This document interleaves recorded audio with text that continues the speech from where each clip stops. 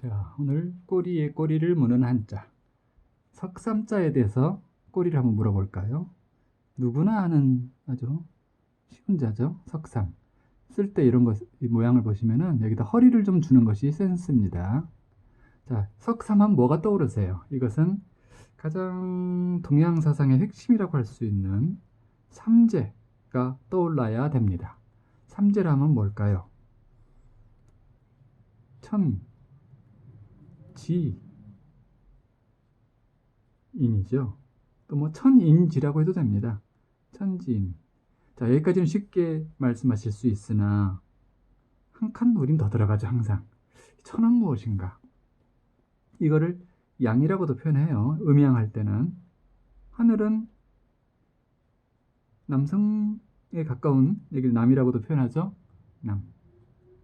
남성이 또 양이죠. 햇빛이 있는 곳이 또 양이니까. 땅은 그늘진 곳도 있죠. 그리고 음이라고 표현됩니다. 그리고 여성으로도 표현되죠. 그래서 남자는 하늘, 여자는 땅. 이 말은 남자를 여자보다 위에 있다고 보는 것이 아닙니다. 그 상대성을 이야기할 뿐이에요.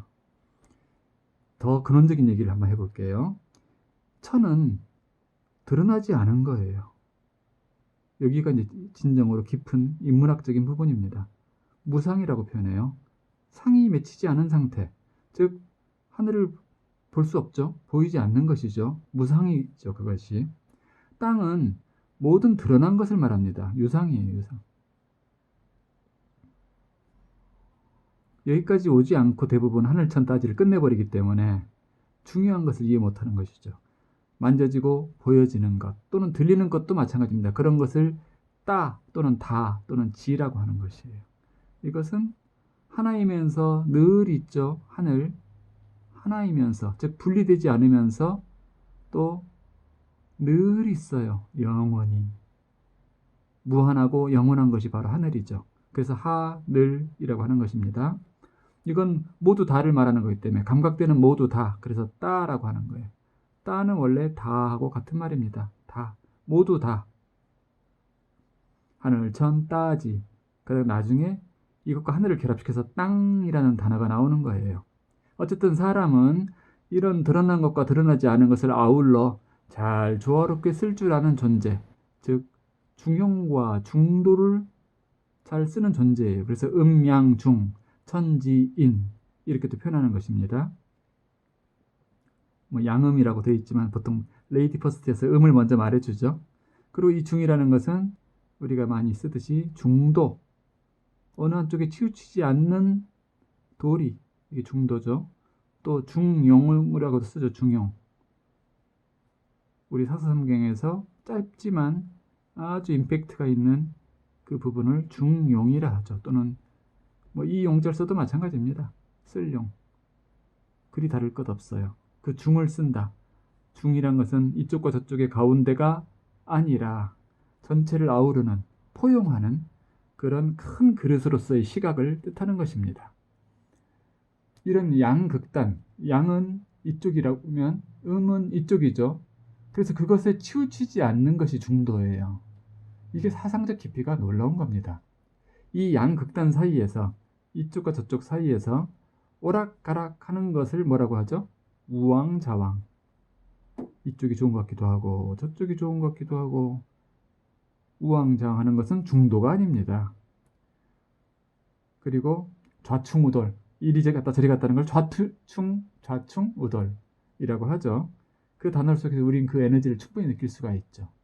예를 들어서 동생과 형이 싸웠어요. 동생이 막 울어요. 형이 나 때렸어. 그랬더니 형은 네가 먼저 까불었잖아. 형한테 대들었잖아. 그래요. 그럼 부모는 누구 편을 들어야 되죠? 동생 편을 들자니 너 형이라고 해서 동생 어떻게 때리고 그럴 수가 있냐. 못된 형이네. 라고 한다면 동생으로 치우친 것이죠.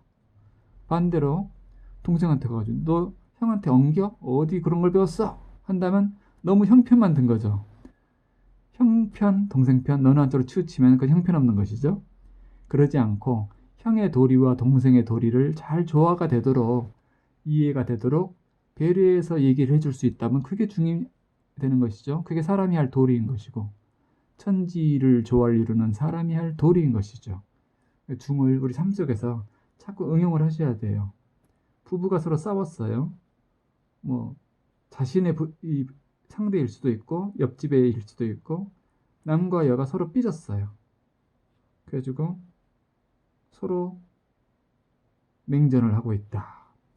그러면 얘기를 들어보더니 막 그 남자 잘못이네. 남자가 속알말이 좁아가지고 한다면 이쪽 편 든 거죠.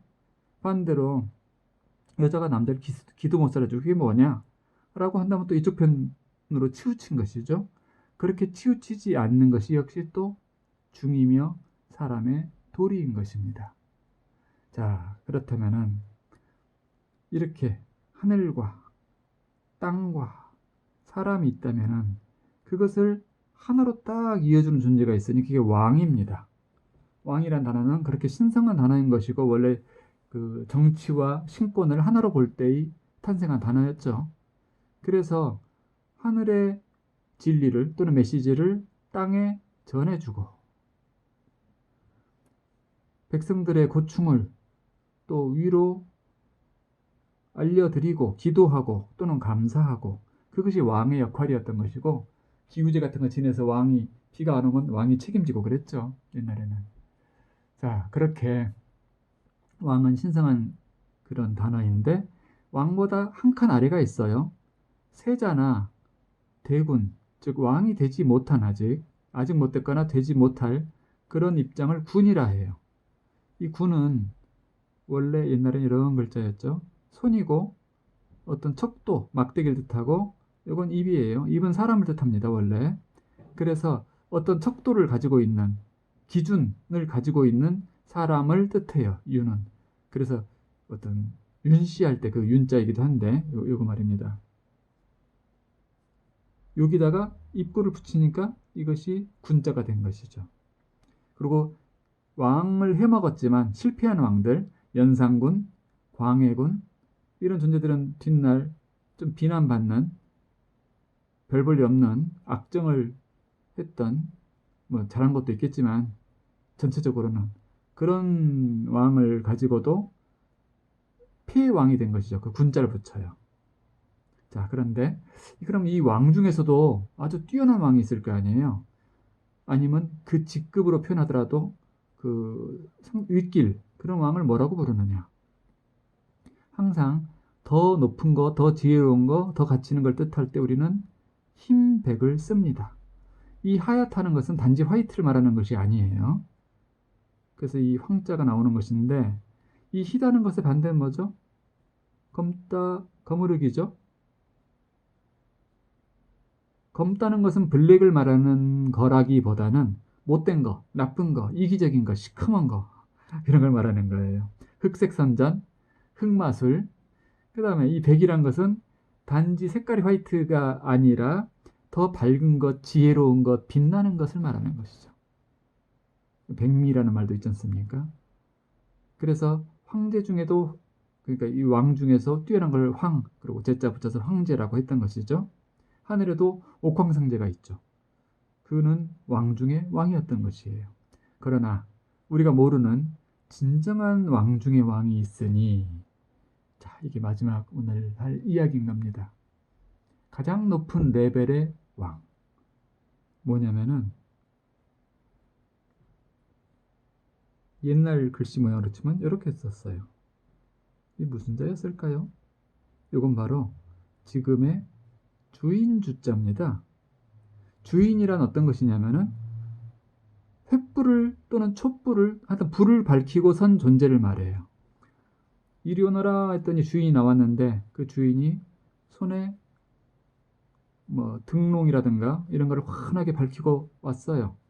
자, 이것이 주인의 의미, 적게 말하면 이것이 주인이지만 좀 크게 말하자면은 진짜 횃불을 든 존재예요. 내 삶의 지혜의 횃불 말입니다. 갈 방향, 그거를 탁 들고 있는 존재, 삶의 주인공이고 특히 자신의 운명의 주인공이죠.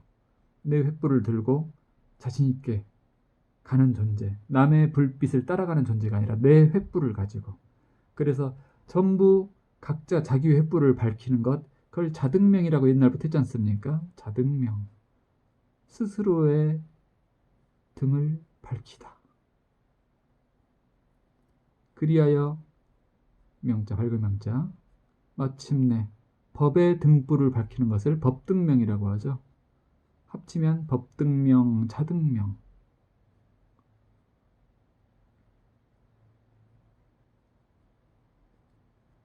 뭐 여기까지 나가려는 건 아닌데 오늘 그냥 이 주인주자, 소소해 보이는 이 글자 하나를 여러분이 가슴에 새기셔가지고 자기 삶의 주인, 자기 영혼의 주인, 그 주원신의 주인, 그것이 되시기 바랍니다. 여러분이 주인공입니다.